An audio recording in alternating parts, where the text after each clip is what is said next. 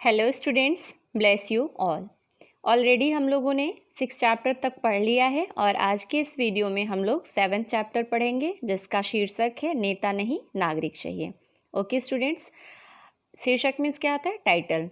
Title से ही आपको पता चल रहा है कि इस पार्ट में नेताओं और नागरिकों का कंपैरिजन किया गया है। नेता मीन्स लीडर और नागरिक मीन्स सिटीजन, तो उन लोगों का कंपैरिजन किया गया है। तो क्या कंपैरिजन किया गया है ये हम जानेंगे पाठ को पढ़ करके। इसके लिए आपको क्या करना पड़ेगा कि पूरी वीडियो को वॉच करना पड़ेगा, तभी आपको पाठ अच्छे से समझ में आएगा और तभी आपको क्वेश्चंस भी, जो भी क्वेश्चंस पूछे जाएंगे वो भी समझ में आएगा। ओके स्टूडेंट्स, तो चलिए हम अपने पाठ को स्टार्ट करते हैं। तो चलिए स्टूडेंट्स, हम अपने चैप्टर को स्टार्ट करते हैं। पाठ 7, नेता नहीं नागरिक चाहिए। ठीक है, सबसे पहले हम पाठ परिचय को देखेंगे। पाठ परिचय जो होता है कि इस पूरे पाठ में क्या बताने की कोशिश की गई है वही पाठ परिचय कहलाता है। ठीक है, तो इस पाठ में बताने की कोशिश की गई कि समाज का असली सुधार उसमें रहने वाले व्यक्ति का सुधार है। व्यक्तियों के ही बुरे या भले होने से हम समाज को बुरा या भला कहते हैं। मतलब समाज किससे बनता है? व्यक्ति से बनता है, मीन्स पर्सन से बनता है, मनुष्य से बनता है। तो अगर हम अच्छा काम करेंगे तो हमारा समाज अच्छा होगा और अगर हम बुरे कर्म करेंगे तो हमारा समाज बुरा होगा। ठीक है, मुख्य बात यह नहीं है कि हम दूसरों को सुधारने का उपदेश दें, बल्कि क्या करें, हम खुद में सुधार लाने की कोशिश करें। ठीक है, और हम दूसरों को उपदेश देते रहें कि ऐसे नहीं ऐसे करना चाहिए, उसकी बजाय क्या करना चाहिए, हमें खुद उस चीज़ को फॉलो करना चाहिए। ठीक है, सुधार की जो भी बातें हमारे मन में उठती हों, पहले हमें क्या करना चाहिए, उसे अपने चरित्र पर लागू करना चाहिए, अपने स्वभाव में उसको ग्रहण करना चाहिए। चरित्र मीन्स हमारे कैरेक्टर में, हमारा जो स्वभाव है उसके अंदर पहले विकास करना चाहिए, पहले उसके अंदर इम्प्रूवमेंट लाने की कोशिश करनी चाहिए। ठीक है, और अगर हम ऐसा करेंगे तो समाज अपने आप सही हो जाएगा। कैसे सही हो जाएगा? मान लीजिए कि मेरे अंदर कोई गलत भावना आ रही है कि वो व्यक्ति गलत कर रहा है, तो पहले मैं देखूं कि मेरे अंदर वो भावना है कि नहीं है, पहले मैं उसको दूर करूं। अगला किसी के बारे में सोच रहा है, पहले वो अपने अंदर की भावना को दूर करे, तो समाज अपने आप सही हो जाएगा। ठीक है स्टूडेंट्स, तो समाज की सुंदरता जो है वो 2-4 नेताओं से नहीं, बल्कि इस पूरी कंट्री में रहने वाले लोगों से बनती है, उनके सुधार पर निर्भर करती है। ठीक है, अगर हर नागरिक अपने आचरण को शुद्ध करने की कोशिश करने लगे तो कोई भी कंट्री, सिर्फ हमारी कंट्री नहीं, सिर्फ हमारा देश नहीं, बल्कि कोई भी कंट्री हो तो उस कंट्री में अपने आप डेवलपमेंट आ जाएगा। ओके स्टूडेंट्स, तो चलिए हम पाठ को पढ़ना स्टार्ट करते हैं। हाँ, पाठ के मीन्स चैप्टर के लास्ट में मैं आप लोगों से क्वेश्चन पूछूंगी और इस वीडियो से रिलेटेड क्वेश्चन मैं आपसे व्हाट्सएप वीडियो सेंड करते टाइम भी पूछूंगी। ओके स्टूडेंट्स, हम देख लेते हैं कि पाठ में क्या बताया गया है। लेखक ने बोला है कि सन 1920-21 की बात है। उस ज़माने में क्या था कि कोई एक विज्ञापन निकला था, मीन्स एक ऐड निकला था जिसमें लिखा था कि क्या आप स्वराज चाहते हैं तो लेक्चर देना सीखिए। लेक्चर मीन्स स्पीच, भाषण। ठीक है, तो इश्तहार छपवाने वाला कोई पुस्तक विक्रेता था जो इस विज्ञापन के ज़रिए अपनी किसी किताब की बिक्री बढ़ाना चाहता था और संभवतः किताब में नेताओं के भाषणों का संकलन भी था। ठीक है, तो क्या था कि पुस्तक विक्रेता जो था वो इश्तहार दिया हुआ था और इश्तहार मीन्स वही ऐड, वो अपनी कोई शॉप वाला था, कोई बुक सेलर था जो अपनी पुस्तक की बिक्री बढ़ाना चाहता था, मीन्स सेलिंग प्राइस बढ़ाना चाहता था, तो इस वजह से उसने ऐड छपवा दिया। अब क्या था कि तब से देश में व्याख्यानों की ऐसी झड़ी रही जैसी झड़ी अब मेघों की भी नहीं लगती। मेघ मीन्स बादल। तो लेखक ने कहा कि तब से झड़ी का मतलब कंटिन्यूअसली, मतलब धारा, तो धारा का मतलब यहाँ पर ये है कि कंटिन्यूअसली लोग नेता बनने की कोशिश करने लगे, मीन्स स्पीच देने की कोशिश करने, लेक्चर देने की कोशिश करने लगे। पिछले 30 वर्षों में लास्ट 30 ईयर्स जब लेखक ये लिखने बैठा हुआ है, तब से पिछले 30 सालों की बात कर रहा वो, कि अपने देश में व्याख्यान लगातार बरसते रहे हैं और उनकी वृद्धि करने वालों की तादाद भी बेशुमार रही है। स्वतंत्रता से पहले जो लोग भी अपनी थोड़ी या बहुत कुर्बानी देने के लिए आगे आए, उन्हें जनता ने नेता कहकर पुकार दिया। जैसे जब हमारा देश जो था गुलाम था, अंग्रेज़ों का गुलाम था, तो जब भी वो लोग किसी को मतलब उत्साहित करते थे, किसी को वो करते थे कि स्वतंत्रता के लिए उनको जाना चाहिए, ये चीज़ें करने के लिए थोड़ा बहुत तो बोलना ही पड़ेगा। तो जब ऐसा लोग करते थे तो जनता क्या करती थी, उसको नेता बोल देती थी। ठीक है, जो भी नेतृत्व करता था, जो भी लीडरशिप करता था, लोग उसको नेता बोल देते थे। लेकिन आज़ादी के बाद जब देश के सारे काम नेताओं के हाथ में आ गए, तब उन्हें पता चला कि अभी तक देश ने नेता ही पैदा किए हैं, नागरिक नहीं। इसका सेंस क्या है कि देश ने नेता ही पैदा किए हैं, नागरिक नहीं। मतलब कि इस देश में लोग सिर्फ कहने वाले हैं, करने वाला कोई नहीं है। दूसरों को उपदेश देने वाले सब लोग हैं, लेकिन उस उपदेश को खुद के अंदर ऑब्जर्व करना, खुद को फॉलो करना, ये चीज़ किसी के अंदर नहीं है। व्याख्यान सुनते सुनते इस देश के ने व्याख्यान देने की आदत डाली है। अब यहाँ के लोग कर्म को कम, वाणी को अधिक महत्व देते हैं। हर किसी को यही अभिलाषा है कि वह दूसरों को कुछ उपदेश दे, मगर खुद किसी उपदेश पर अमल करने को तैयार नहीं है। मतलब कि सब लोग चाहते हैं कि हम दूसरों को सिखाएं, लेकिन खुद सीखने के लिए कोई भी रेडी नहीं है।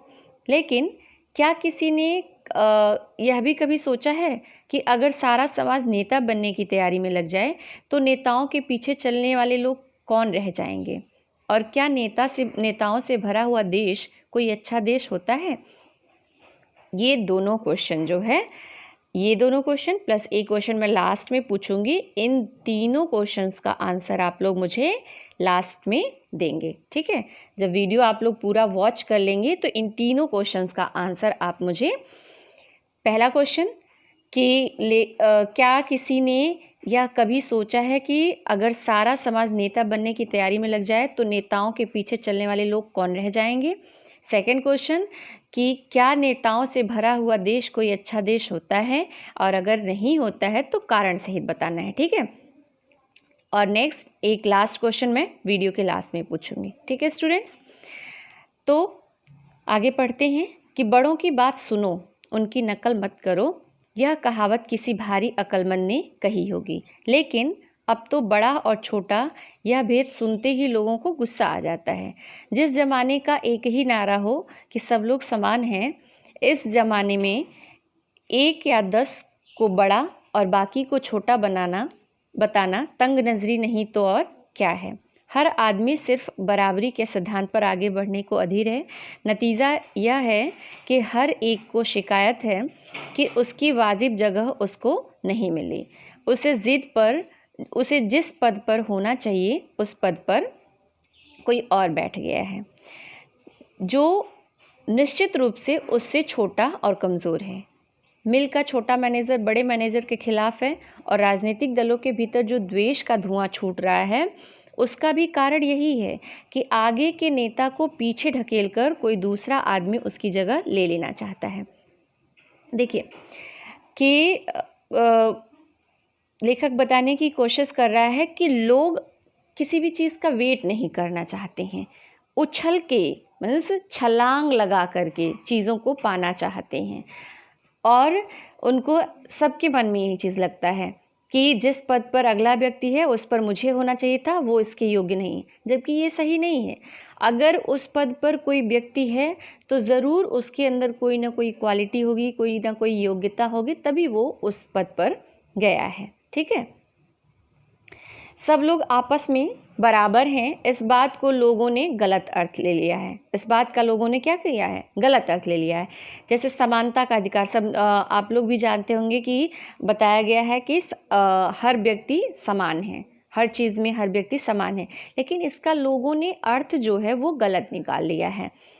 इसका मामूली अर्थ यह है कि सबको विकास का समान अवसर मिलना चाहिए। मीन्स सबको डेवलपमेंट के लिए थोड़ा थोड़ा, मीन्स जो जिसकी जगह है, जो जिसके लायक है, वो जगह उसको मिलनी चाहिए।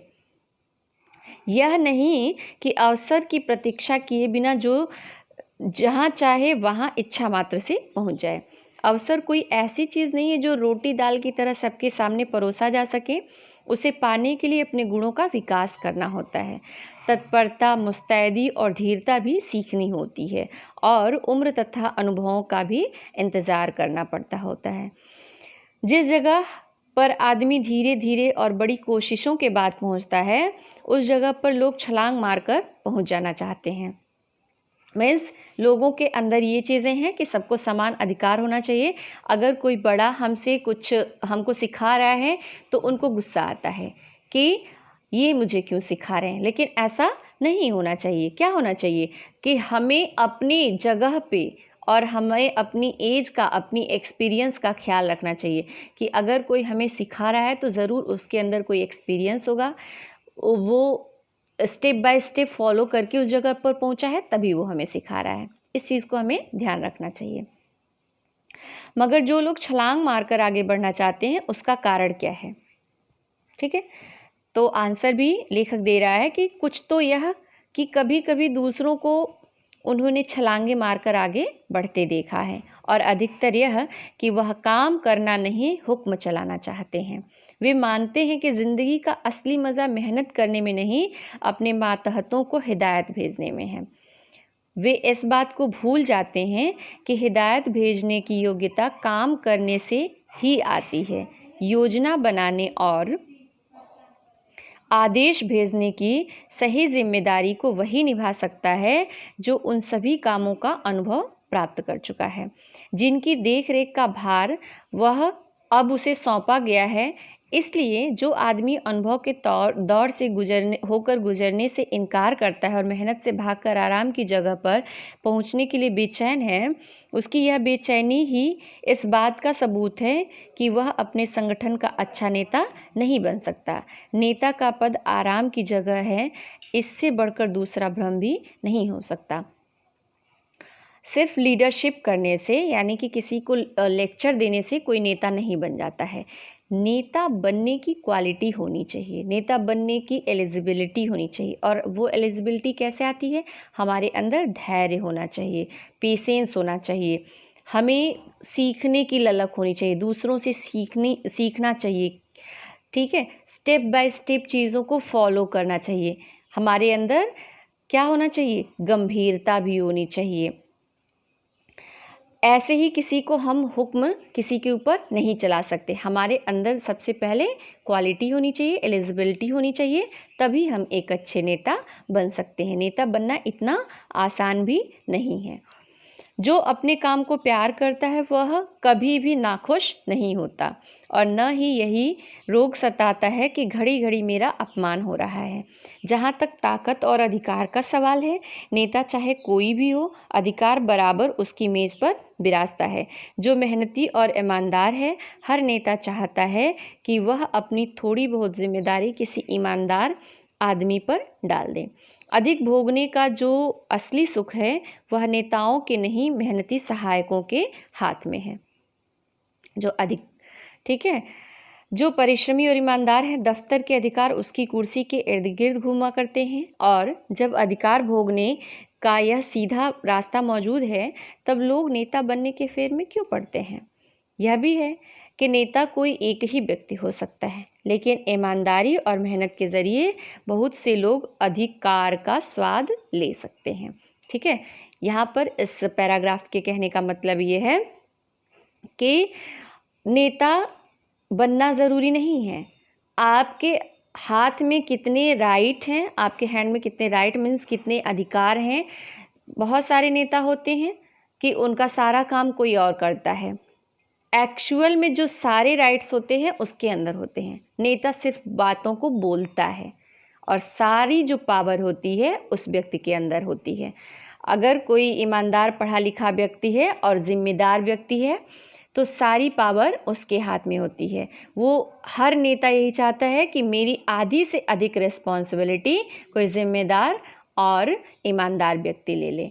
तो हमें सबसे ज़्यादा क्या होना चाहिए? अपने काम के प्रति ईमानदार होना चाहिए। ठीक है, तो अधिकार हमारे हाथ में अपने आप आ जाते हैं। एक तस्वीर यह है कि कारखाने के मैनेजर को अपदस्थ करके कई लोग उसकी कुर्सी पर अधिकार जमाना चाहते हैं। दूसरी तस्वीर यह है कि बहुत से कार्यकर्ता घोर परिश्रम करके अधिक से अधिक अधिकारों को अपने कब्जे में रखना चाहते हैं। पहली तस्वीर में छल छद्म और साजिश का बोलबाला है और दूसरी तस्वीर में जिसमें हर आदमी सच्चाई और परिश्रम के बल पर आदर और अधिकार पाना चाहता है। तस्वीर का मतलब यहाँ पर है दो चीज़ों का कंपैरिजन कर रहा है लेखक। कह रहा है कि पहली क्या है कि कारखाने के मैनेजर को अपदस्थ करके करना चाहते हैं कई लोग मिलकर के, जो मतलब उसको मैनेजर जो है अगर वो ईमानदार है, ऑनेस्ट है अपने काम के प्रति, उसके अंदर ऑनेस्टी है, तो लोग क्या करेंगे, उसको निकालने की कोशिश करेंगे। और दूसरी तस्वीर का मतलब कि दूसरी चीज़ ये है कि किसी भी जगह के कार्यकर्ता जो हैं वो घोर परिश्रम करके मतलब बहुत ही हार्ड वर्क करके अधिक से अधिक अधिकारों को अपने कब्जे में करना चाहते हैं। तो पहले में क्या है कि छल है, साजिश की जा रही है, और दूसरे में क्या है कि सच्चाई के बल पर लोग अपने अधिकार को पाना चाहते हैं। तो पहली वाली चीज़ों को ना फॉलो करके दूसरी वाली चीज़ को फॉलो करना चाहिए। ठीक है। सारा संसार नेतृत्व की अभिलाषा का शिकार हो रहा है।